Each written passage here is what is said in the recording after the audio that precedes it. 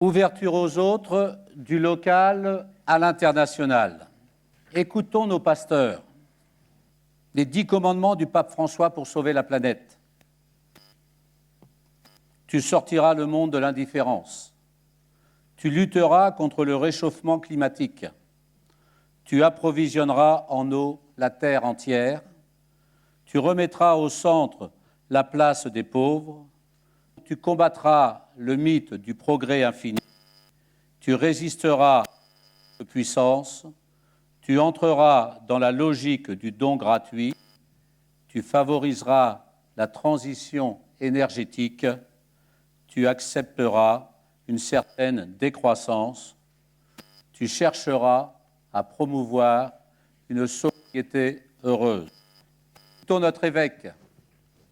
Dans sa lettre pastorale, une audace nouvelle pour annoncer la parole, à la page 23.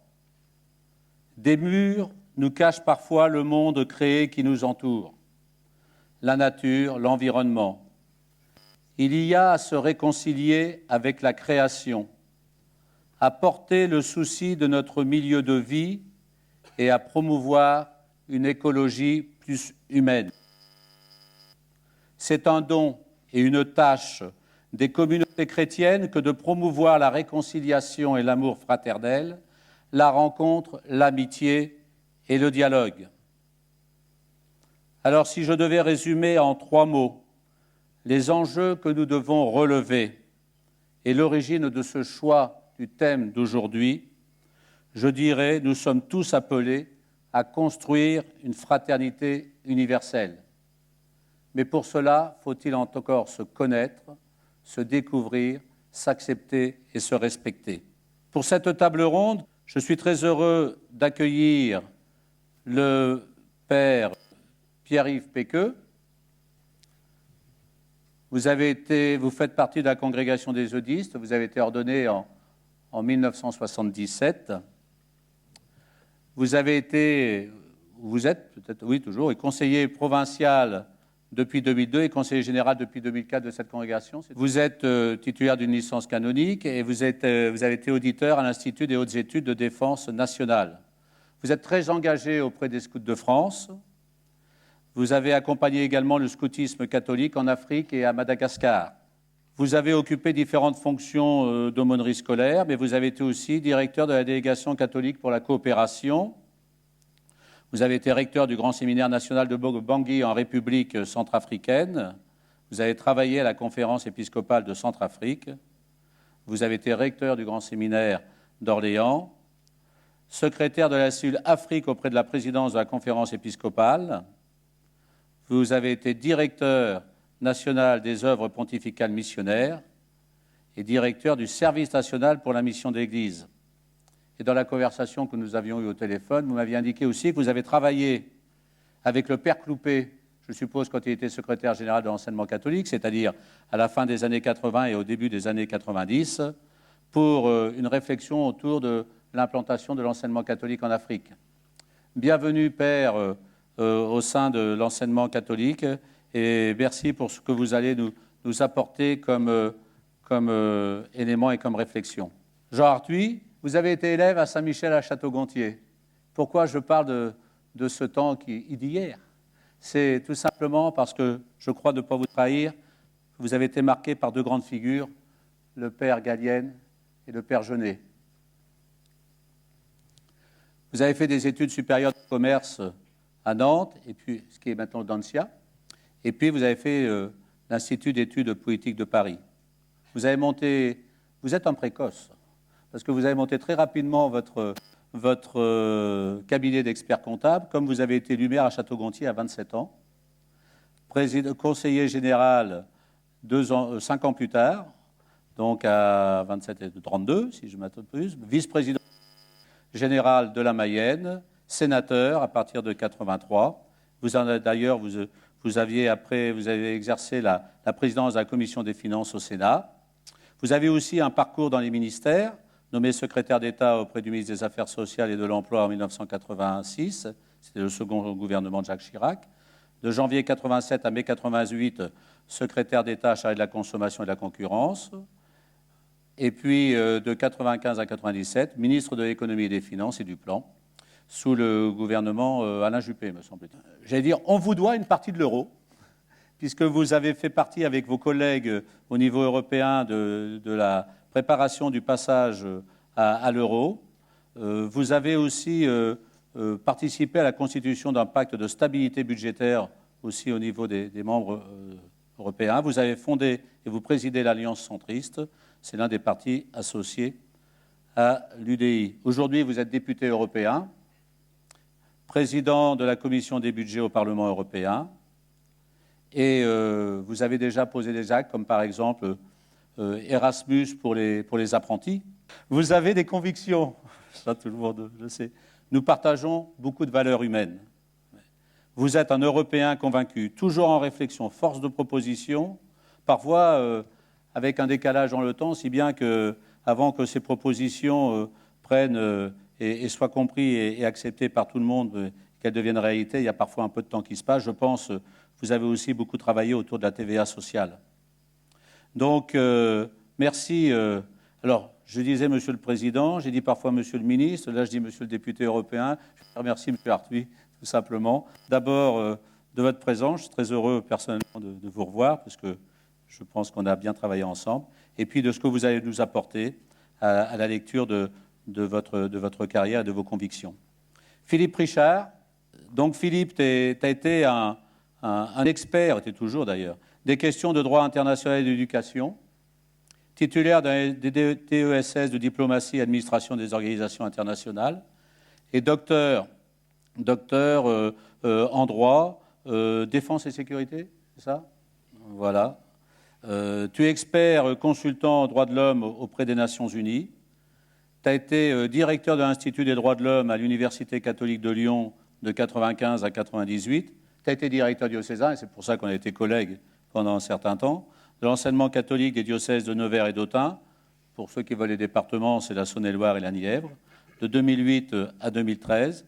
Tu es actuellement encore directeur du Centre universitaire catholique de Bourgogne depuis 2013. Tu es le représentant permanent depuis 2013 de l'Office international de l'enseignement catholique auprès de l'UNESCO et des Nations Unies.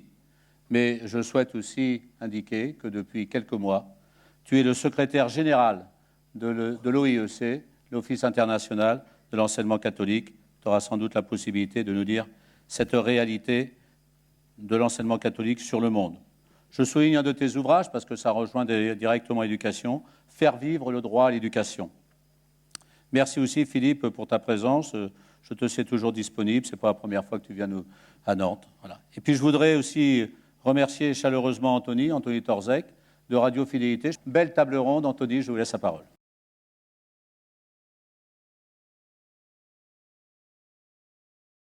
Merci Hervé Bonamy, Monseigneur, Mesdames, Messieurs, bonjour. Je suis très heureux de vous accompagner au cours de cette matinée pour évoquer ce thème de l'ouverture aux autres, de l'international au local, et on essaiera évidemment d'ancrer ce thème dans votre mission de chef d'établissement. Avant d'évoquer les différents thèmes que nous allons aborder, l'engagement, l'enracinement spirituel ou encore les migrations, l'écologie humaine, la citoyenneté européenne, voilà tous les thèmes qu'on va aborder au cours de cette table ronde, je vous propose qu'on commence avec 5 minutes avec chaque intervenant sur vos convictions sur ce thème de l'ouverture aux autres, ce qui permet de lancer un peu cette table ronde et puis déjà de recueillir votre premier témoignage que l'on pourra utiliser ensuite au cours de cette table ronde. On va commencer avec vous, Philippe Richard. Lorsque je vous dis ouverture aux autres, quelles sont vos convictions sur ce thème? En 5 minutes, on va essayer de dire quelques mots pour introduire cette question qui est fondamentale, conviction. Alors, je crois qu'en fait, la conviction, elle est déjà profondément ancrée. Alors je parle en moi puisqu'on m'interroge, mais peut-être aussi en chacun d'entre nous, dans toute notre culture chrétienne qui est née depuis la tendre enfance et qui s'est exprimée jusqu'à aujourd'hui, et qui a toujours mis en valeur effectivement l'autre comme une image de Dieu lui-même. Donc si vraiment on croit à cette idée que l'autre est une icône de Dieu, à ce moment-là, on a une conviction forte que la rencontre avec l'autre, que l'ouverture à l'autre est un moment intense, est un moment de réciprocité. L'autre va aussi me parler de moi et moi je vais parler de l'autre. Et cette relation, cette conviction que l'autre a une importance extrême pour moi parce qu'il me parle, il me révèle aussi quelque chose de moi-même, mais il me révèle quelque chose de lui, mais de manière plus profonde de la vie, du monde. Cette conviction-là, forcément, elle devient une espèce de philosophie de vie. C'est-à-dire qu'il arrive à un moment où on se dit, mais professionnellement, familialement, socialement, comment est-ce que je peux rejoindre cette conviction profonde que l'autre est l'image de Dieu et que Dieu me parle à travers lui, à travers toutes mes activités familiales, sociales, professionnelles. Je crois qu'inconsciemment, c'est aussi un des éléments qui m'a vraiment poussé quand j'étais étudiant en droit, à d'abord vouloir exercer le métier d'avocat parce que je trouvais que c'était un métier qui permettait vraiment d'être à l'écoute de l'autre, d'une personne qui est en situation de difficulté, qui a commis tel ou tel acte, peu importe, mais qui se trouve en situation de difficulté par rapport à ces actes, et d'arriver à aller jusqu'à transcender cette relation à l'autre par rapport à ce que je viens de dire, par rapport à cette conviction, c'est-à-dire l'autre qui est aussi mon égal. C'est aussi, je pense, une des raisons qui m'a poussé de manière très forte à spécialiser mes études en droit dans la question des droits de l'homme. Parce qu'il y a toujours cette question très lancinante pour chacun d'entre nous, qui est les droits de l'homme, c'est un catalogue de valeurs, c'est un catalogue de principes, mais au bout du compte, qui est l'homme ou qui est la femme des droits de l'homme ?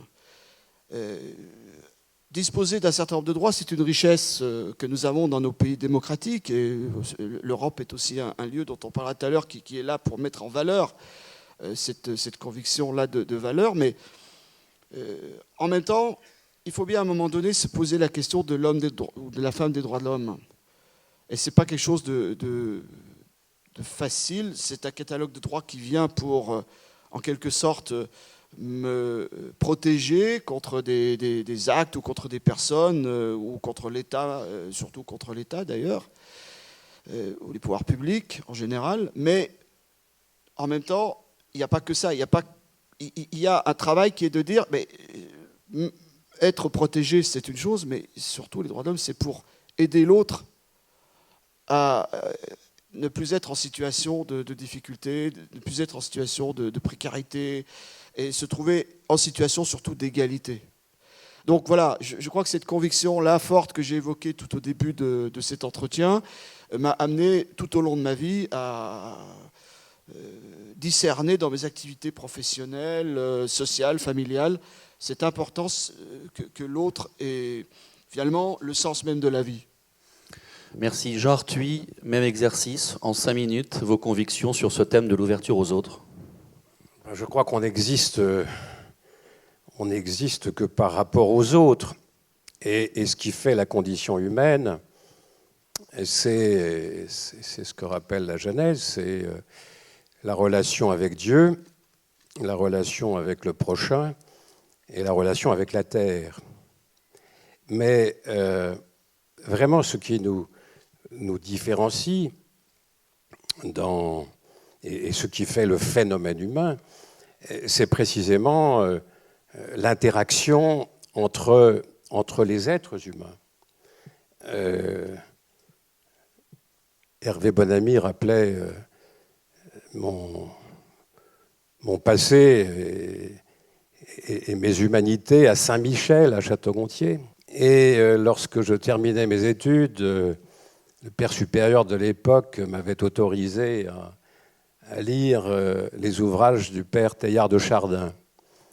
J'avais besoin de comprendre ce qu'avait été la place de l'homme dans la nature et le phénomène humain.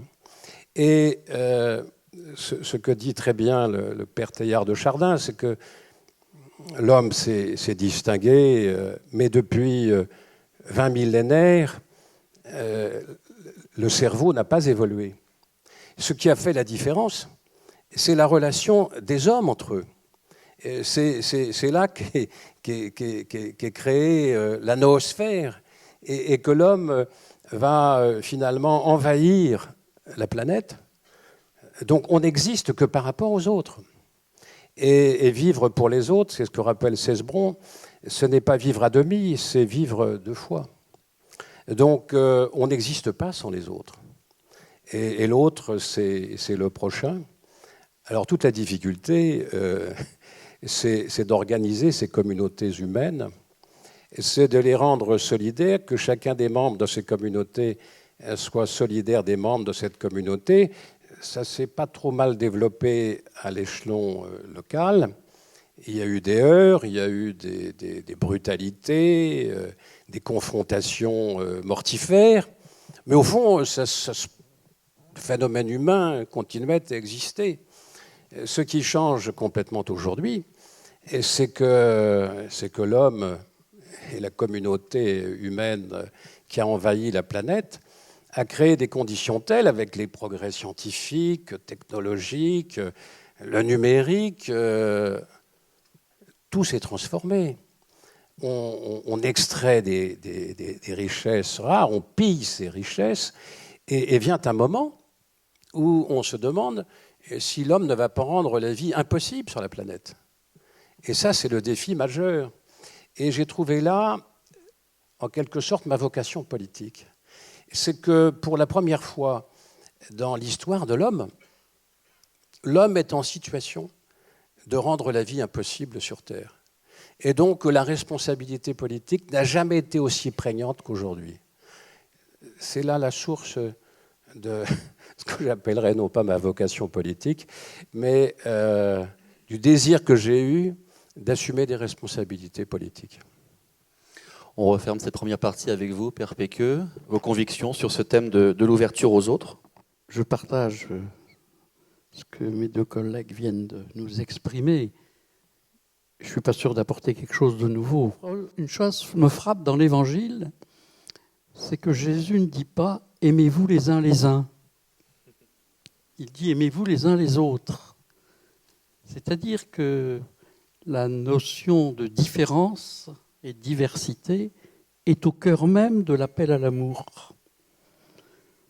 S'il s'agit de s'aimer soi-même, c'est une chose. S'il s'agit de n'aimer que les gens qui nous ressemblent et qui sont au fond nos photocopies, ça n'est pas dynamique. L'invitation est à aimer les uns les autres. Et aimer les uns les autres dans ce qu'ils ont de diversité et dans l'affrontement et dans la complémentarité et dans la possibilité de construire avec. Pour moi, il y a là quelque chose d'intéressant. Il y a une autre chose qui me frappe, et ça traverse la Bible, c'est le fait que les signes du royaume, c'est l'accueil de la veuve, l'accueil de l'orphelin, l'accueil de l'étranger. Et on retrouve ces trois dimensions-là à travers la Bible, mais quand on interroge directement Jésus sur les signes du royaume, c'est cela qu'il donne. Et il me semble que la diversité dont nous voulons parler, eh bien, doit prendre en compte typiquement ces dimensions-là. Et pour moi, aujourd'hui, il y a un défi fondamental qui est d'oser rencontrer la différence. Entre nous, on est bien. Et encore. Mais entre nous, on peut bâtir. Mais peut-être qu'avec d'autres, dans leurs différences, on peut bâtir autre chose et autrement.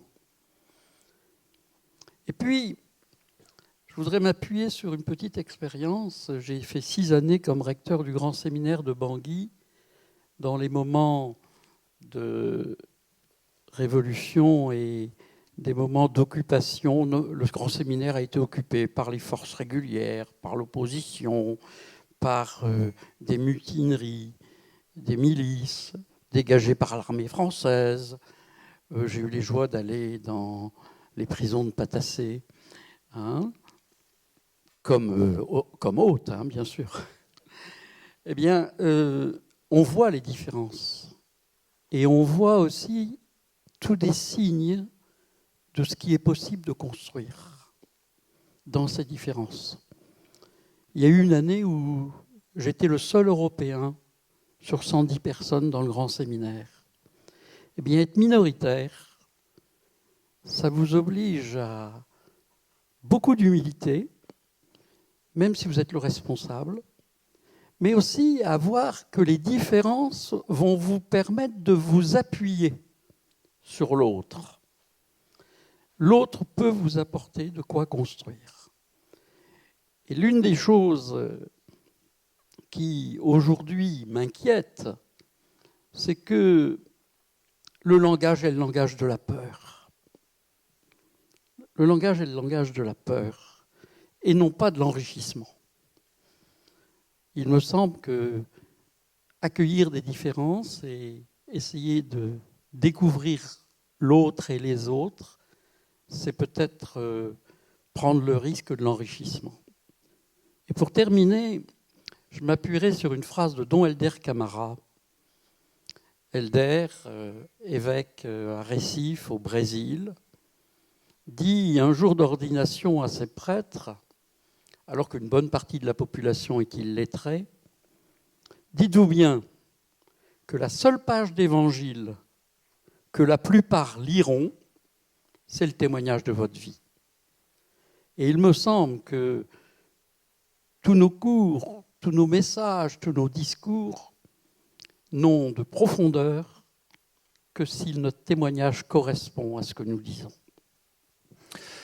Merci à vous trois pour ce premier temps.